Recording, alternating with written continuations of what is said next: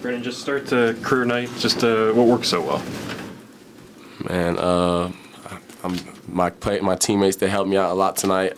Coach called some really good sets, and it was just a blessing to be able to make those shots I did today.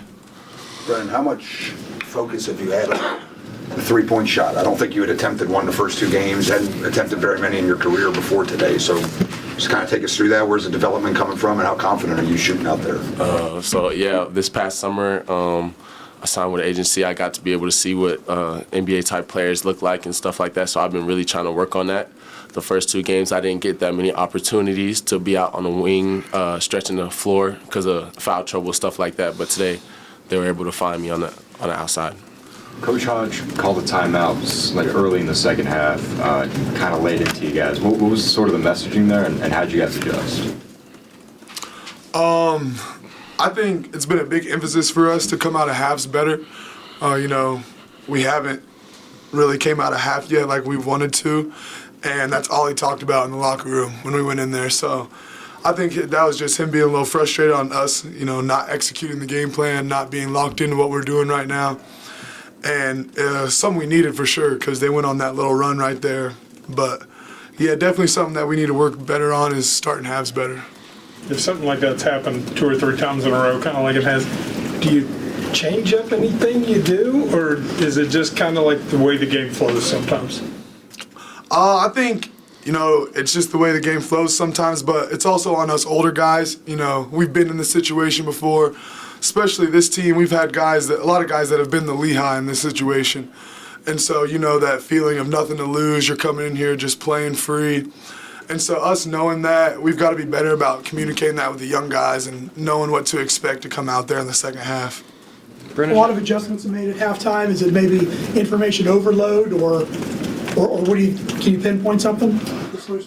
I don't think it's information overload. I think it's us, unlocking a little bit, not staying to that pinpoint focus we are at the beginning of the game. And, like I just said, I think that goes back a little bit on our leadership of our older guys and just showing them how that is and what it looks like to do it the right way. Brenen, how much of a confidence boost is it when the first 3 goes in? I mean, does that kind of loosen you up to shoot more? For sure. If anybody makes their first shot, they're going to start feeling good afterwards. But like I said, we've been working on it, the coaches and the managers, so I just wanted to go out there and not think about it. They're probably not going to sag off you now as much. Rip, drive, dunk. You were able to play on your birthday, put up a nice stat line, get the win. What did that feel like? Just blessed to be out here with these guys. I love all these guys, Wouldn't rather be doing anything else with anybody else. Got to come out here and get a W too, so that was another win. So I think that was the biggest thing for me is just getting the win and just being able to spend this time with these guys. When you guys come up here for the post games, there was a lot of joking, a lot of smiling. Just talk about the chemistry of this team. I mean, I've been on some pretty good teams and some where players don't hang out that much. So this team, I feel like it didn't take long for us to get the joke in and having fun. And we all just want a common goal. We're just trying to win. This is most of our last year, so we really want to put our all into it because we don't want to live with regrets afterwards. Harlen, they scored on their first possession on a little backdoor cut. And that's something coaches mentioned a couple times already. And then after that, you guys kind of shut them down. So when you give up something like that early that's kind of been the focus, does that really just kind of lock you in like, oh, okay, like we can't do that now? Yeah, I think a lot of the times, too, on those backdoor cuts, we're trying to be so aggressive and trying to force so many turnovers that, we overplay it at times. And so I don't think, those are like focus lapses, more of just, playing a little too hard in the situation instead of playing smarter.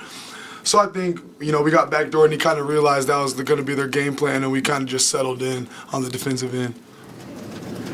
Harlen, kind of another side of a back cut story, I guess. You were at the foul very early in the game, might have been the second bucket of the game.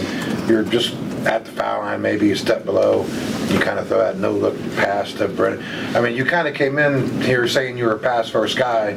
I guess maybe that was kind of an example of it, I guess, right? Yeah, it's so easy playing with this guy right here, you know what I mean? Like, especially when he's shooting the ball like this, 3 for 4 from the 3, where they have to respect it. And then his ability to cut behind people's heads and then his finishing ability, it makes me look a lot better. So I think, playing with guys like him helps that a lot too. But yeah, just being myself, I think, you know what I mean? Just adding that part of my game here too. I mean, Brenen, 7-footers aren't supposed to be throwing no-look passes, though. No, they're not, man. He's trying to downplay his game a little bit.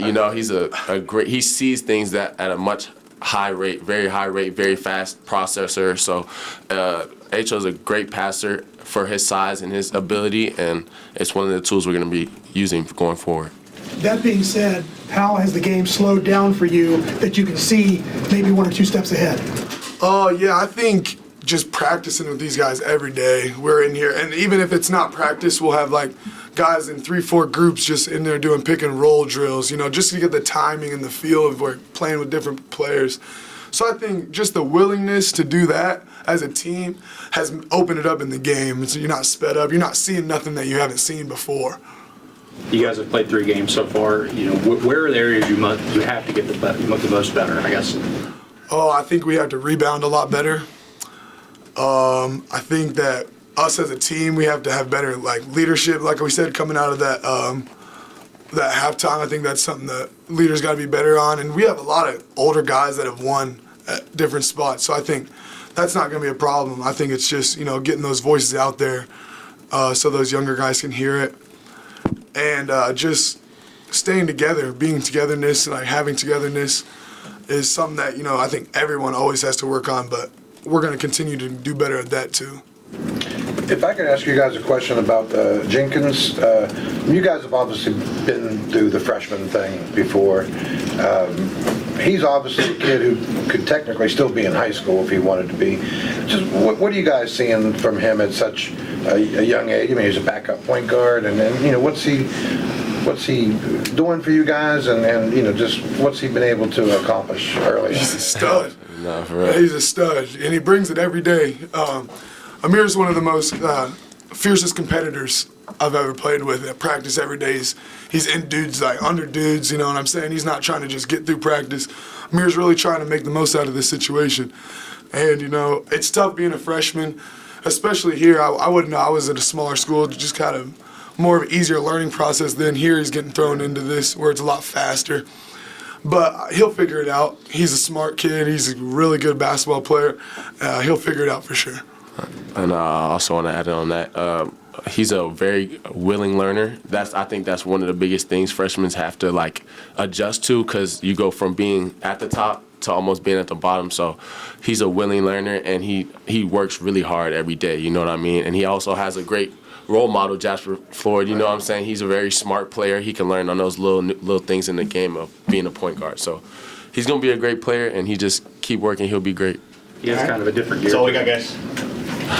Appreciate you. Appreciate y'all.